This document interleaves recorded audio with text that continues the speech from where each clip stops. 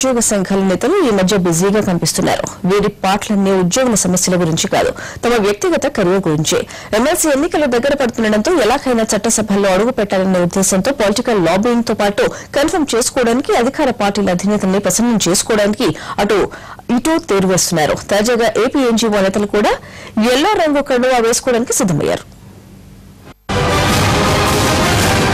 సమైక్యాంధ్ర ఉద్యమంతో వెలుగులోకి వచ్చిన అశోక్ బాబు ఇప్పుడు చట్టసభల్లో అడుగు పెట్టడానికి ప్రయత్నిస్తున్నారు.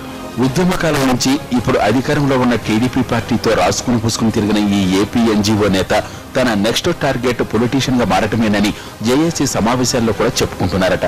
ఉద్యమంలో పోరాడినందుకు, అప్పుడు టీడీపీకి అనధికారికంగా మద్దతిచ్చినందుకు సీఎం చంద్రబాబు పిలిచేదైనా పదవి అప్పజెప్తారని ఎన్నాళ్లుగా ఆశించారు. అయితే ఎమ్మెల్సీ రేసులో మాజీ ఎమ్మెల్యేలు, సీనియర్ పార్టీ నేతలు కూడా ఉండటంతో సీఎం ఏపీ ఎన్జీఓ అధ్యక్షుడిని లైట్ తీసుకున్నారని సమాచారం. అందుకే ఇక నేరుగా అడిగితే బాగోదని చెప్పి జేఏసీ సమావేశాల్లో తన పేరును సీఎంకు ప్రతిపాదించాలని అశోక్ బాబు ఉద్యోగులను కోరినట్టు ఎన్జీఓ సంఘం నేతలు చెప్పుకుంటున్నారు.